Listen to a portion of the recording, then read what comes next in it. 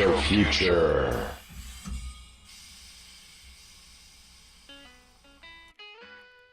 Good day, ladies and gentlemen. It is I, Dankert Lexicon, and welcome to another edition of the World Builder's Beginner's Guide. In this topic, we'll be doing another rant on the so-called whatever punks and why I believe they are damaging to the creative process of writing as a whole. But first off, let's start with announcing our upcoming writing challenge that is due May 1st this year. It's a 2,000 word writing challenge called The Esteemed Members of the Chair. For more rules and other information, please check out the link below.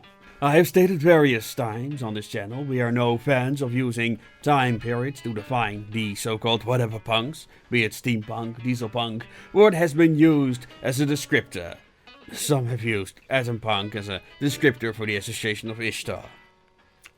Your guess is as good as mine. But I'll see it as an indication that the series' aesthetic has a wider appeal, so we'll roll with that. However, it also points out how poorly defined all these whatever punks are. So, some have opted for using time periods to separate the various punks, and today I'll explain why this is a terrible, terrible idea. Now, originally I wanted this vlog to be on why time periods make poor descriptors for, well, anything, be it for historical subjects or otherwise, and yet that is how the general public defines the various punks offshoots. I diverted from the original topic while making this into why the whatever punks have been damaging the creative process as a whole. One reason is that steampunk is by many treated purely as a particular aesthetic. I have explained this in my historical closing and steampunk rant, why this is bad for steampunk. As for historical periods and how they're used in discussion, they're often used to compartmentalize historical subjects, aesthetics, developments, etc. However, there's a major problem with that. You see, let's take the name of the Middle Ages, or the so-called Dark Ages. This is a period often used to label the period in between the fall of the Roman Empire in about the 4th century and the 15th century Renaissance. There is the problem. It describes an era of 1,000 years. As a result, events like the Black Death have become synonymous with the name Middle Ages. The bright minds that came up with this thought it was fitting because, or so the logical process goes, the Romans were awesome. Then they disappeared and everything went to shit.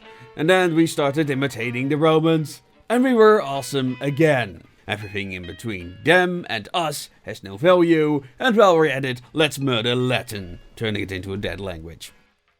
Despite their knowledge about the Roman Empire was limited to about the 1st century Rome. Anyway, 19th century atheists and enlightened thinkers called it the Dark Age because it was very religious, and religion bad, therefore Dark Age, until Magnificent Us arrived. And then they would continue to create secular ideology so murderous and violent it would make Genghis Khan and Vlad Dracul tip their hats, crowns, whatever. The point is that these periods are entirely fictional. There's no point in time where one development just stops and a new one begins. Medieval castles didn't just disappear because the Renaissance began. Art Deco towers still make up the skylines of various cities a century after being built. I mentioned Dover Castle in The Wrench in the Machine, which has been upgraded and repurposed for centuries, including during the World Wars. And yet, when looking at steampunk aesthetics, where are all these vestiges? Point is that periods are labeled and ranked through the eye of the beholder, and those who do so often have a bias. Then other people adapt this ranking system because, well, they don't know better, either due to peer pressure or the education system, and because history is a record of human behavior, which is highly complex and unpredictable, we pick and choose our historical periods. In the case of the whatever punks, it's seen through a very American time frame. But enough of that.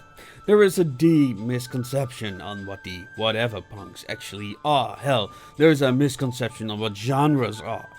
Scientific or futuristic speculation in fact started with the so-called romantic futurists. People like Jules Verne romanticized the future. This tradition was continued by the pulp and dime novel writers of the early 19th century.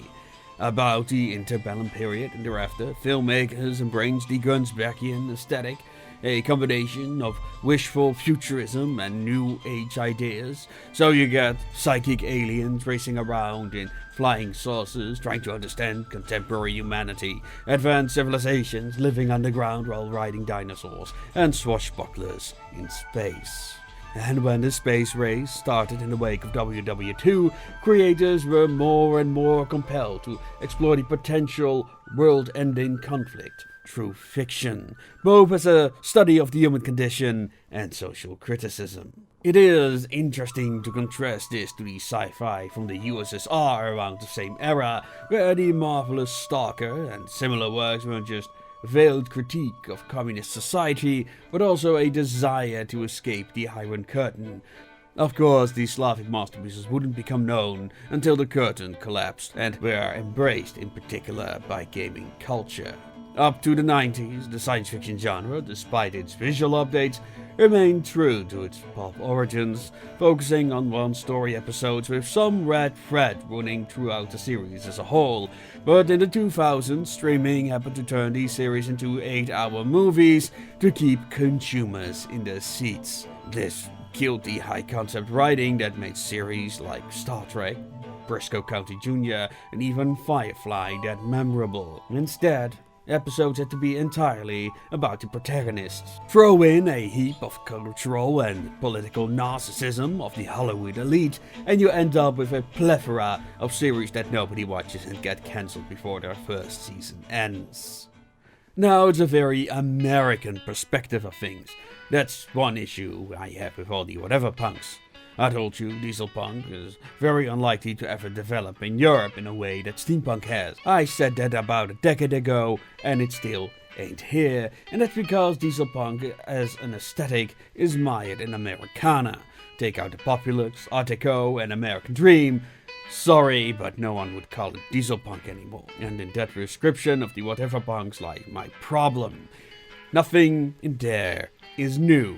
For context, I started with the Steampunk Beginner's Guide with the question, what makes Steampunk unique and different from what came before?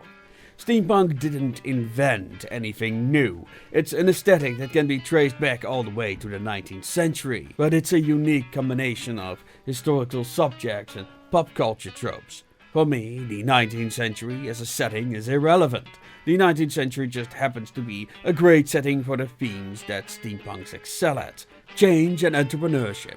It glorifies and criticizes the individual creator that seeks to change the world in equal measure, and do so in a world that is often adverse to change. Then there is the technological aesthetic of the era that just looks great with all its moving components, making it relatable.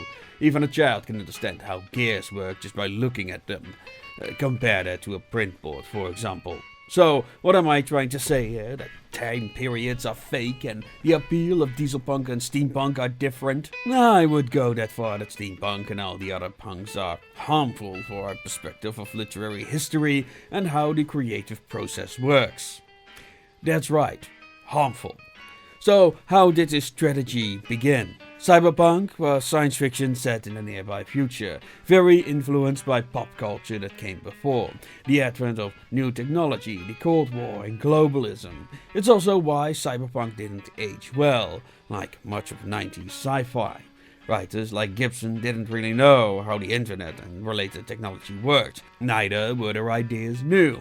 If you'd listened to my audiobook, The Machine Stops from 1902, they had predicted the internet and all its effects on human society. Seriously, it's terrifying how accurate that short story is. Anyway, the cyberpunk writers coined the term steampunk, as it was cyberpunk in the past. Okay, good. But then people started inventing new words that included punk for whatever reason. The Flintstones became Stonepunk, Conan became Swords and Sandal, Bioshock became Aqua and Oceanpunk, yes, seriously.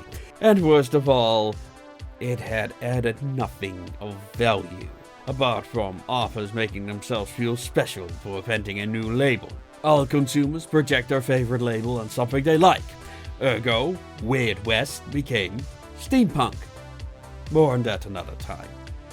But here's the harmful part. When you say something is X-Punk, there is no more discussion to be had. It kills any and all conversation because we all instinctively know it's projection. Therefore, going against such claims is insulting to that person's feelings. Apart from not understanding what a genre is, it also treats Steam or whatever punk as its own thing that exists in a creative void. There was nothing before or worse, it has always existed. Creative works are rendered devoid of creators' intent or what inspired those that made steampunk what it is today. Why is BioShock set underwater? Obviously because it's ocean punk. Not at all because developers were looking for a place where a city like Rapture could possibly exist. Flintstones? Obviously they wanted stone-based technology. It has nothing to do with a modern Stone Age family inspired by the then popular TV show The Honeymoons. Often, when movements such as these are running low on fumes, it's because the creators are making the same thing over and over, out of the fear their audience will reject them. Fellow travelers, it is time to return to the source, the pulps inspired modern pop culture to begin with. Robert E. Howard, Michael Moorcock, Lovecraft, Walter B. Gibson. Ignore the repackaged vampire novel covers that dominate the steampunk bookshelves today, and check out the books and radio plays of The Shadow, Doc Savage, and Elric instead. Go watch Fritz Lang and the other noir classics. These were all creators, not yet kneecapped by the ivory tower corporate machines that were being undermined by their own propaganda and incompetence. And with that, ladies and gentlemen, what are your thoughts? Are the whatever punks harmful to our literary traditions? Should we reinvent the steampunk genre? And how do you suggest we go about it? I've been Dankert Lexicon. If you want to support our project and the artists involved, please check out and support us on Patreon or Subscribestar and get some unique rewards to boot, like coloring plates and desktop backgrounds. For just $2 a month, you would help us greatly and get some awesome Patreon-only content to boot. Want to meet other writers or steampunk enthusiasts? Join our Discord. And with that, ladies and gentlemen, I'm going to bid you adieu. And as always, make things your way.